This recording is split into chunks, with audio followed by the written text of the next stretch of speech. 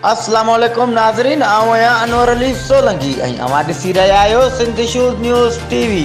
ख़बर शामिल कंदासीं भिरिया खां अलीज़मा कलोड़ जी। सिंध जे तालीमी इदारनि समेत ॿियनि इदारनि जी मालिकी करणी पवंदी। महर ड्रबाई सिंध अवामी सुतह जे सरवाण इनकलाबी शाइर भिरिया रोड में मजीद किरियो जी रिहाइशगाह ते तंज़ीमी गॾिजाणी कई। उन मौक़े ते महर ड्रबाई कारकुननि खे ख़िताब कंदे चयो त सिंध अवामी सुतह गैर सियासी तंज़ीम आहे जेका सिंध जे हक़नि जे बुनियादी मसइलनि ते कमु कंदी। हिन चयो त सिंध खे पॿाइण जी साज़िश पई थिए।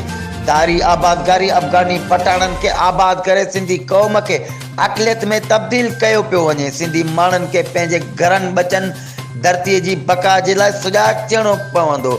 सुभाणे ईअं न थिए जो असांजा घर बि धरतीअ ते महफ़ूज़ न रहनि। हिन चयो त मास्तरनि जी टेस्ट खे मज़ाक़ बणायो वियो आहे। टेस्ट में ॾुखिया सुवाल ॾेई करे सिंध खे सिंधी क़ौम खे नाअहल करे पेश कयो वियो आहे।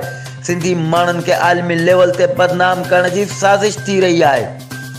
असांखे हाणे सुजाॻ थियणो पवंदो। जॾहिं त उन मौक़े ते अली मदद किरियो, मजीद किरियो, उस्ताद मोहम्मद बख्श सातो ऐं ॿियनि क़ौमी गीत ॿुधाए वाह वाह कराए छॾी। जॾहिं त तंज़ीमी गॾिजाणीअ दौरान वॾे अंग में कारकुननि समेत सिंध अवामी सुतह जे मरकज़ी अॻवान रियाज़ खेमटियो, एहसान अली जमाली, महबूब रिंद, नज़ीर किरियो, रहमान किरियो, राणा अब्दुल सत्तार, साजिद अली चना, शरफुद्दीन किरियो, उस्ताद हादी बख्श शेख, शबीर उजड़, मोहम्मद मिठल उजड़, मज़हर शाह समेत ॿियनि काफ़ी कारकुननि वॾे अंग में शिरकत कई। वधीक ख़बरुनि ऐं अपडेट्स लाइ ॾिसंदा रहो सिंध शूज़ न्यूज़ टीवी।